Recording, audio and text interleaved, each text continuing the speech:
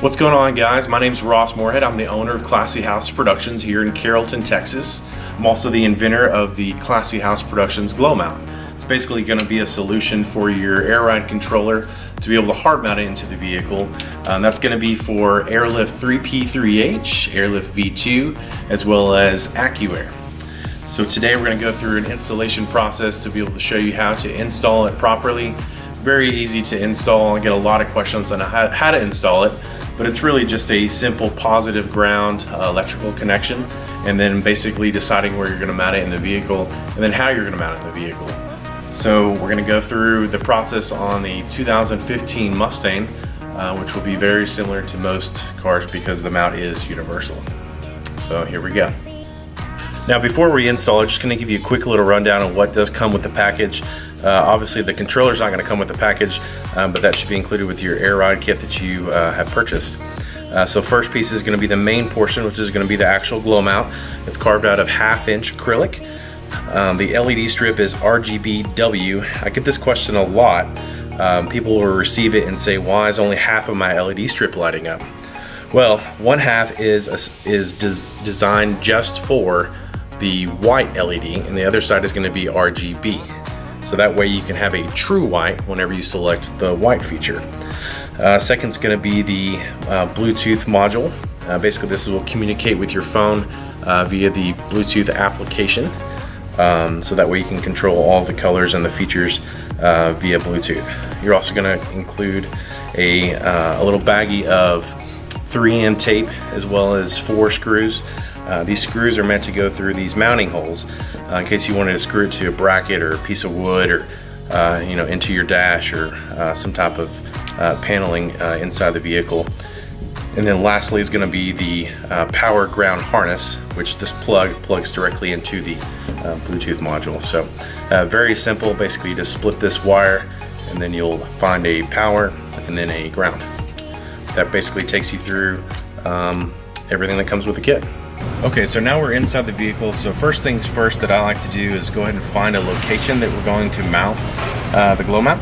So you want to make sure that you're going to have enough room, obviously, for the glow mount. So I've kind of taken a look around, and I think probably our best bet is going to be right here below the radio. Basically fits perfectly on this little slot here.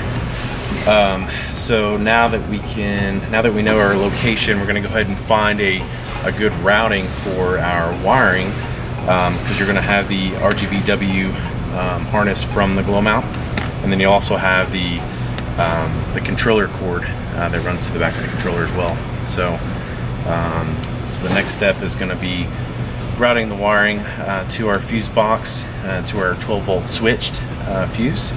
Going to use a fuse tab and then ground the ground wire, and then the wiring portion would be done, and then all we have to do is worry about getting the glow mount actually hard mounted into the vehicle.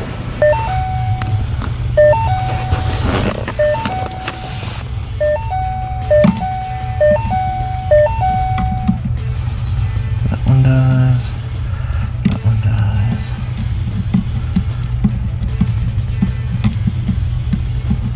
That one does. We're going to go ahead and use this 5-amp one here, get our fuse tap ready, and get it powered up. Okay, so for our fuse tap, what we're going to do is take our harness that's provided with the kit, go ahead and strip off each end here,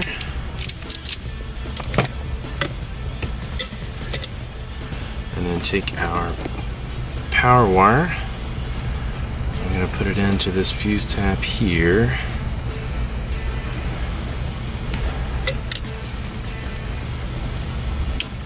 Go ahead and crimp that.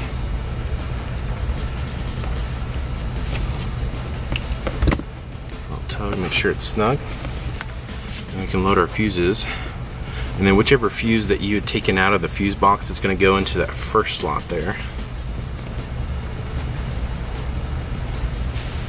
and then the fuse for our glow mount, just a little 3-amp fuse, will go in that second slot.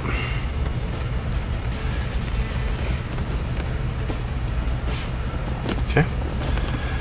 And then we'll put a ring terminal on the ground wire so that we can ground it to a bolt that I found on the chassis. and then we'll push this back into our fuse slot, and then the power portion will be done. Okay, so we got our fuse tap pushed back into its slot that we had originally taken the fuse out of, and then you can see right down in here we found a chassis bolt to be able to put our ground on. So we're going to go ahead and plug it in and test it and make sure that it works good.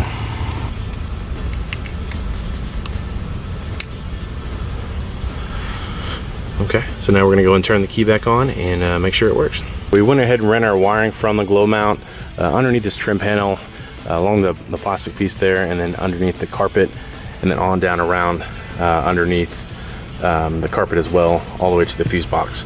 So wiring came out really clean. So now all we have to do now is secure the actual GlowMount, and then we'll be done.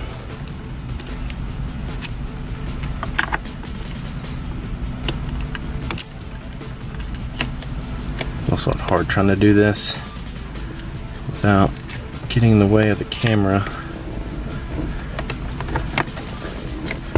Should just be able to push it. That's nice and secure.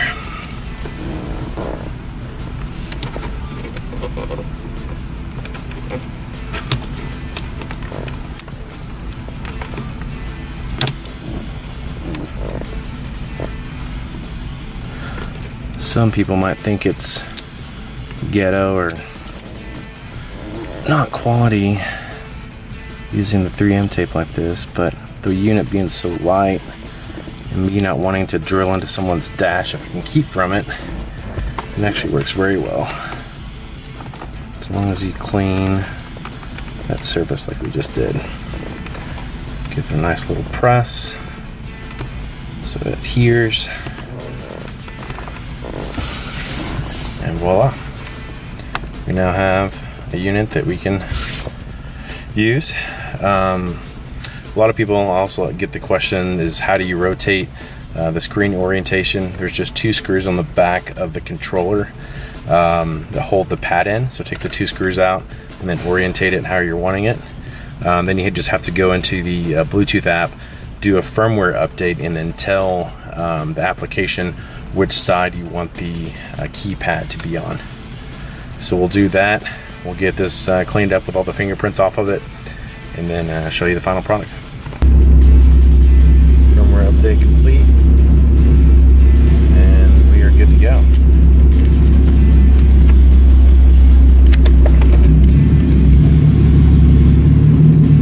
As you can see, it's orientated the correct way. It looks awesome.